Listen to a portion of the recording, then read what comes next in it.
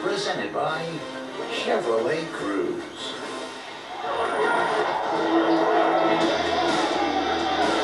So back to the 10, back to the 20, he's back to the 30, he may have it, he just went 100 yards!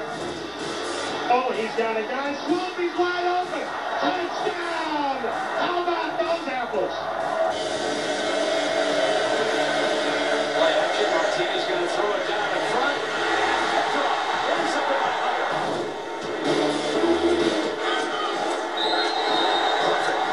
the Aggies have gone up with their third field goal of the night. The Aggies have won 5 straight games.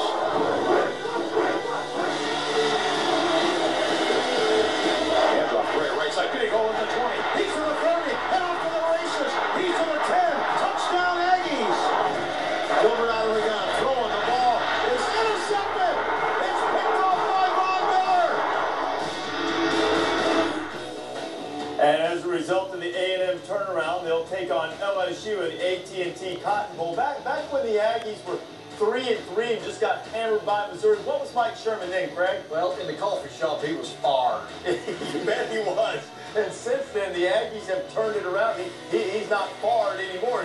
He's extended. He's the toast of College Station. Well, Tim DeRuyter has done a great job with that Aggie defense. You saw Von Miller make the big interception against Texas, and now you have an A&M team. New quarterback Ryan Tannehill with a lot of confidence going against LSU. No, they're playing very, very well. And it goes back to the leadership. You know, Jared Johnson was an outstanding quarterback, had shoulder problems. You get somebody in there and the chemistry comes and everybody starts winning, everybody starts making plays. It's just a great feeling. And Jesse, I know you've watched Ryan Tannehill quite a bit in person and on tape. What's your impression of the impact that he's had on Texas A&M since taking over at starting quarterback?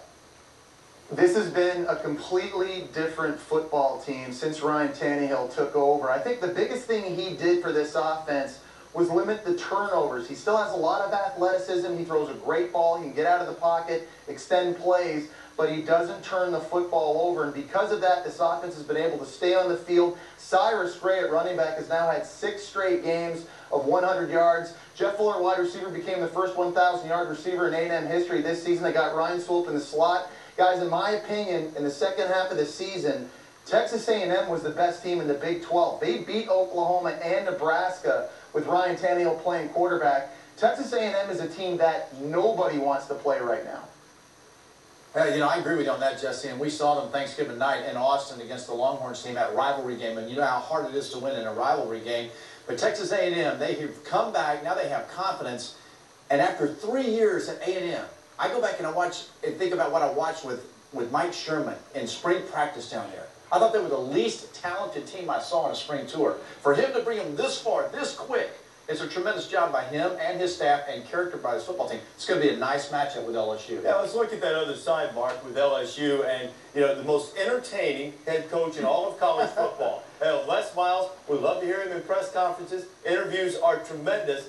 But you know what? The hat gets it done. Another 10-win season, a heartbreaking loss against Arkansas, and they'd be in a BCS game again. And he does it with his defense, led by Patrick Peterson, the wonderful defensive back. And you look at this football team, and they don't do a lot of offense. They're not very successful up front. They don't score a lot of points, but they find ways to win. They manufacture victories because of solid defense and solid special teams, and a guy in the sidelines that's not afraid to run a trick play. What's his nickname again? Mad Hatter. Yeah, Mad Hatter. That's why. Because they've got his back. No matter what happens, they've got Les Miles' back, and they play hard for Les Miles. Great combination. Here's the discouraging thing now. You realize there's time for one play. Arkansas has more than 20. Time for one play.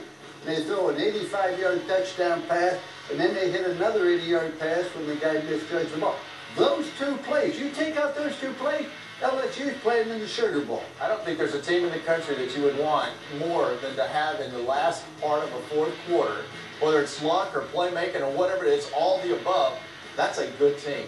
Really good team. And, you know, as good as their defense is, you mentioned the bust, the long plays against Arkansas. There's also a bust and a long play against Auburn at the end. That was only a 7-point game. Or not only the BCS game, they could be playing for the national championship. Yeah. And he's coached them up. He's already been there. They've already won one national championship. And he's recruited extremely well. His kids stay out of trouble. Gets kids to the NFL. They graduate. He's run a solid program there. When he first got that job coming out of Oklahoma State, a lot of people questioned, was he the right guy for the job? Obviously he is. I would classify Les Miles as the best coach in the country who's underappreciated by the fans.